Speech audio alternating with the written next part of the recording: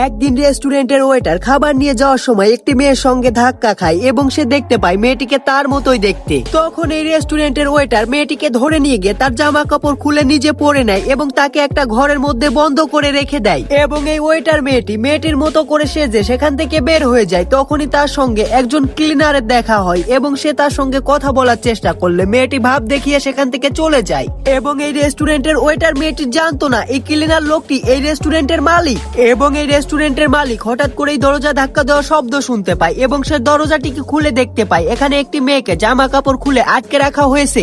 এবং তখন এই রেস্টুরেন্টের মালিক নিজের জামাটি খুলে মেয়েটিকে পরতে দেয়। অন্যদিকে এই রেস্টুরেন্টের ওয়েটার মেয়েটি ওই মেয়েটির বাসায় প্রবেশ করলে দেখতে পায় একজন বৃদ্ধ মহিলা তার হাতে একটা ঝাড়ু ধরিয়ে দিয়ে ঘরের সব ময়লা আবর্জনা পরিষ্কার করে দিতে বলছে।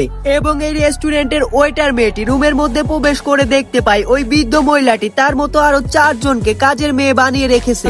এবং এই রেস্টুরেন্টের ওয়েটার মেয়েটি ঘরের সব নোংরা আবর্জনা পরিষ্কার করে বাইরে ফেলতে যায়। তখনই সে দেখতে পায় সে যেই মেয়েটির জামা পরে এই বৃদ্ধ মহিলাটির বাড়িতে এসেছে সেই মেয়েটিকে রেস্টুরেন্টের মালিক রেস্টুরেন্টের হেড ম্যানেজার বানিয়ে দিয়েছে।